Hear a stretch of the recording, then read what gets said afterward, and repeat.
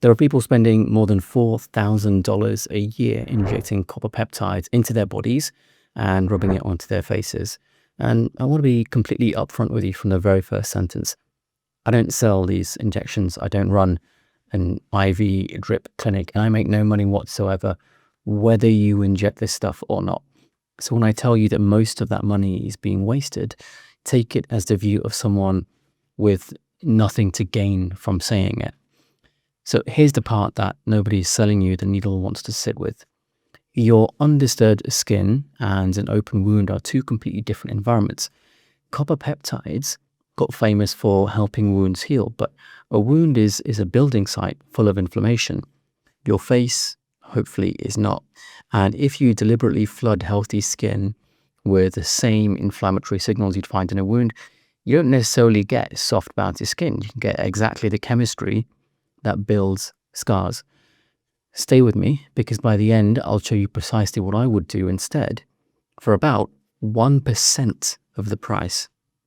If you're new to the channel, I'm Dr. Abs. After retiring from dentistry many years ago, I went back to university to study and qualify in things like anti-aging medicine, dermatology, metabolic medicine, sports nutrition, and more. I've taught things like peptides all around the world in almost 40 countries and treated over 10,000 patients in my time. On that basis, I thought I might have some interesting and money-saving thoughts when it comes to today's topic.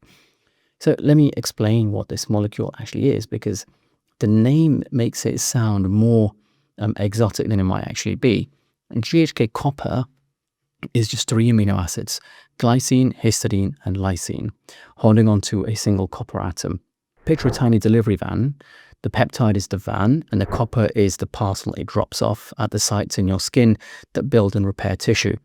Now, you already make this yourself, right? The catch is that the amount circulating falls as you get older. By your 60s, there's far less of it than in your 20s.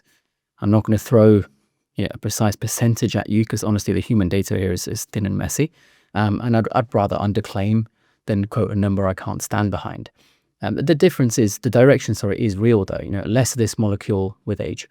And I'll be straight that, a lot of the most glowing wound healing data comes from animals and from cells in a dish. So humans may differ. But that decline is exactly the gap that people selling injections want to fill for you. And exactly where I want you to slow down and think for yourselves. I've had hundreds of patients over the years use copper peptides. Some purely cosmetic, some for wound healing. And on the wound healing side, I've seen something that stuck with me. I had a patient that was a boxer with 2 similar facial wounds about 6 months apart. The second time they used an LED mask, and it healed in roughly half the time the GHK copper injections took the first time. This is not a controlled comparison, different wound, different time, plenty of confounding variables, but it's an honest observation, not proof. With regards to cost, so that we can see value for money, let's actually add it up, because the numbers I think are pretty eye-opening, right? So if you start with the IV drip, a copper peptide IV at a wellness clinic runs somewhere between, say, $300 and $800 a session. Let's say you do that 4 times a year, which is a kind of fairly typical maintenance pitch, and you're at roughly $1,200 to over $3,000 a year just from the drips alone. Then you got the daily injection crowd through maybe a telehealth peptide clinic. And once you fold in the prescription and the compounding, you're typically paying somewhere between, say, $150 and $400 a month. And at the top end, that one route alone is around $4,800 a year. So when I say people spend more than $4,000 a year, that's not a thumbnail exaggeration. That's like the genuine top of the range. So let's look at the topicals as well. So the ordinary copper peptide serum is about $32 for a full 30 ml 1 ounce bottle. Niodes is around 62, I think. And the almost boringly cheap option I'm going to build my routine around, right? A basic niacinamide serum is roughly $13 with a little Derma roller that's $10 and lasts you years. Hold that contrast in your head, right? Up to several $1,000s a year on one side, under $50 on the other. Here's the problem the serum sellers gloss over. Copper peptide is a water-loving molecule, and the outer layer of skin is essentially a brick wall built to keep water-loving things out. A 2025 review looking at exactly this concluded that GHK copper has only limited ability to get through that outer barrier on its own. So in plain terms, a lot of what you rub on just sits on top and never reaches the layer where collagen is actually produced, amongst other things. And to be fair to the molecule, in the lab, in a dish, copper peptide does do impressive things. One study had it inhibiting an enzyme that breaks down elastin by nearly half. But a dish of cells is not your face, and that leap from a dish to your skin is precisely the leap that the marketing quietly makes for you. Studying what happens in a lab conditions is incredibly useful, don't get me wrong, but it has different levels of usefulness for different products. And the penetration problem is the real reason people reach for the needle, right? They're trying to get past that wall, but you don't need a vial and a prescription to get past the wall. You need a tiny bit of control disruption, and that's where a Derma roller comes in. If, and this is the whole game, you use the right depth. This is the single thing I most want you to take from this video. To nudge a serum through that outer layer, you want something tiny, around 0.2 to 0.3 of a millimeter. That's enough to open little temporary channels in the very top of the skin, go deeper, and you're no longer just opening a door and you're making a wound at that point. And here's the catch that not many explain. When you wound the skin, it does build new collagen, but it's mostly just replacing the collagen you destroyed making the wound. You've just gone in a circle. So there's no net gain. And there's a real risk of the disorganized inflammatory healing that gives you, texture and scarring rather than smooth, bouncy skin. This is the kind of thing I teach when patients come to me for needling treatments. I only do needling with a patient once. This is to show them how to do it based on their individual requirements. In that appointment, they bring a friend who films it, and now the two of them can do it safely for free for the rest of their lives. I genuinely don't believe in charging someone for 10 sessions for a needling treatment. They can learn to do themselves by paying for it just once instead. In fact, if I'm not mistaken, we went deeply on exactly this quite recently, actually, GHK copper and safe microneedling techniques on a recent live call inside my school community, because this depth mistake is so common and yet so easy to avoid. And if that kind of guidance is useful to you, the link's in the description. We have members from all around the world spending less and less every year to look the best that they ever have. So what do I actually recommend then? Well, my honest preference for most people is almost insultingly simple. A tiny derma roller already mentioned in a cheap niacinamide serum. And let me tell you why, as well as which serum. The derma roller is going to physically stimulate neocollagenesis in exactly the area that you're concerned with, instead of the systemic peptide delivery having a small effect everywhere instead of a deep effect in one place. And there's no point, showing you one singular paper on this, because there's literally decades of evidence behind it. As well as that, doing a short course of it yourself and seeing the results firsthand outweighs what any paper says anyway. And in terms of the niacinamide, it's a form of vitamin B3 and it's a building block for NAD+, a molecule your cells absolutely depend on to make their fuel and run their repair systems. As we lose cellular function over time, the NAD available in our body tends to drop, and topical niacinamide is one of the few things shown in actual clinical trials, or just dishes of cells, to help restore that NAD pool, support the skin barrier, calm inflammation, and ease pigmentation. But I'll be honest about the limits too. Researchers point out we still can't pin down the one singular molecular target for it, so I won't oversell the mechanism. However, I think it's quite clear that this is because NAD is used to ultimately create ATP, which is used for everything in every cell. So finding a single molecular target is kind of a futile search. The human evidence for it is leagues better than for a lot of the trendy injectables out there at the minute. But now I'll put my cards on the table here. I have an unusual amount of experience with NAD. I was told by one of the UK's biggest NAD suppliers that I am their single largest customer. So this is an area I spent years and frankly silly amounts of money getting to know, which means I have a very large amount of experience with it. And on the collagen question more broadly, the thing copper peptides are supposed to help with, the approach I personally use is to get the body making its own building materials rather than constantly buying them in. For example, I drink a product called Nutricos, which, as far as I'm aware, is the only one in the world that nudges the body to produce its own collagen, multiple types, elastin and fibronectin. So instead of injecting the peptide, you're encouraging your body to make more of what you want the way it did when you were younger. Now, I do have a bias toward it, though, because I use it daily. So please look at the evidence for yourself and decide if it's worth it for you. The link's in the description and hopefully on screen now. A few practical rules, though, if you go the roller and serum route. Don't roll and then immediately pile on a load of actives. Keep it simple. A single clean, barrier-friendly serum like the niacinamide is plenty. The one I tend to get great feedback from patients is the one from the Inky list. It's cheap and pretty good concentration. It's not absolutely perfect, but it's great value for money. Another alternative is to use niacinamide powder, depending on what else you have in your skin routine. And also, keep it clean. A roller is a little array of needles.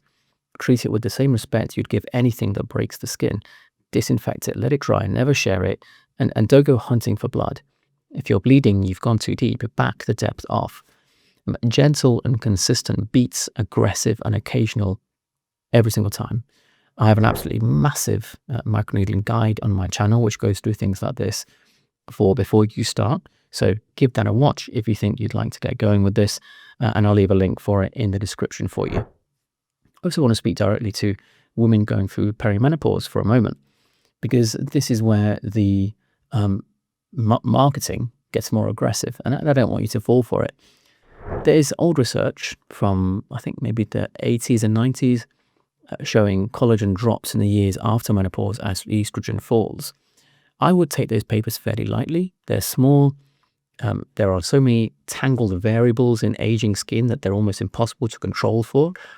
But you don't really need a paper anyway, do you? It's visually obvious our skin changes as we age. The problem is that this is exactly the age and audience that gets hammered with social media ads for the newest, priciest injectable, because that's where the worry and the spending are the highest. Think of it like a speed camera. They don't put them on empty roads. They put it where the traffic is. The traffic here is worried women with money, and the marketing knows it. Here's what I've actually seen in my own patients, the ones who work with me on the whole picture first. The food, the sleep, the sunlight, the nutrient gaps. They often see their skin improve, and I've had women whose periods returned before we so much as mentioned a Derma roller or a copper peptide. That tells you where the real leverage is. And to be precise, because people misquote me on this, the needling doesn't work with your physiology. Done badly, it works against it. Either by inflaming the skin, or if it's too deep, by sneaking past your defenses even when it's shallow. What it can do, used carefully and at the right depth, is address some of those age-related changes appropriately.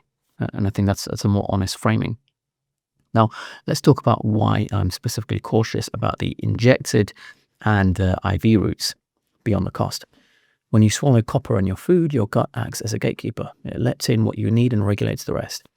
When you inject it or drip it into a vein, you walk straight past that gatekeeper. And copper doesn't act alone. It's locked in a balancing act with zinc and with iron. These three are deeply interlinked, and pushing one apart especially can drag the others out of balance. So flooding the system with copper repeatedly and bypassing your body's own controls is not a free lunch. And I'm not telling you it'll definitely harm you. I'm telling you that the body built those controls for a reason, and I'd rather not override them without a very good reason. Then there's the supply problem. A lot of injectable peptides, it isn't coming from a regulated pharmacy at all. It's a grey market powder, often with no real guarantee of what's in the vial, how sterile it is, or even how accurately it's dosed. You're injecting into yourself based on a label you have to take on faith. And here's a quietly important point. There's very little money in running big, expensive trials on a molecule nobody can patent. So the high-quality human evidence may simply never come, which means the honest answer on long-term injectable safety is, we don't really know yet. I am open to that changing if good data arise, but I won't pretend it's here when it isn't. And a quick word on consultations too, because people do ask. Now, I do offer them, and the needling I mentioned I teach in person, but notice what I said earlier. I teach it once and set you free, because I genuinely don't think you should pay someone 10 times over for something you can safely learn to do yourself by paying for it just once. There are many excellent clinicians out there, and you absolutely don't have to see me, but if you want to, the link's in the description, and that's roughly what to expect if you do. I'd rather make you independent than dependent. Now, the tier list. Right at the top, my top tier is the boring winner. A 0.2 or 3 millimeter Derma roller, a cheap niacinamide serum from the Inky list, and your diet and lifestyle foundations actually sorted. Call it $40 odd and you're done. If you genuinely want copper peptides in your skin, then the Ordinary's copper peptide serum at about $32 is the next tier down. Best value by a mile for me. Niodes at around 60 is fine just below that. You're mostly paying for fewer of the well-studied peptides. The premium department store copper serums are lower still. You're buying packaging and marketing. And the injectables and IVs at thousands a year sit at the bottom for most people. The most money, the weakest cosmetic evidence, and the most risk. And here's the bigger point. The reason I make these videos at all. Trends come and go constantly. And as content creators, this churn is what we feed on, because there's always a newest, sexiest molecule to point a camera at. But I've never changed my tune. Get the basics right first every single time. And I'm the same when it comes to which skin injectable I think is the best too. As an example, I still prefer Synagos to the latest options. Never said anything different for years. If you're watching this, there's a decent chance you've arrived chasing the latest hyped thing. Let it go. Look at that tier list and really sit with it. The best outcome was never comes from the newest, the sexiest, the most complicated, or the most expensive option. I firmly believe the biggest things you can do for your health are either free or very cheap. Eating real food that doesn't spike your insulin and starve you of nutrients. Sleeping so well that you wake up rested every day and getting daylight on your eyes and your skin. No needle and no vial compensates for any of those being broken. And if you really truly want to use GHK copper, fine. Do all of that first, then use it topically with a small roller. That's the whole answer. There are other bonus things you can do too, which I've mentioned in this video, like NAD+ and Nutricos. But even these won't make up for eating rubbish, never sleeping, and never seeing sunshine. But if this saved you a few $1,000s or a bad decision, do me one favor: send it to someone you know who's about to book the injectable. That's worth more to me than any like. And tell me below which tier surprised you most. I read the comments, and the most common questions become my next video. So you're effectively choosing what I explain next. I can't give individual medical advice in a comment, of course, but I'll shape the content around what you need.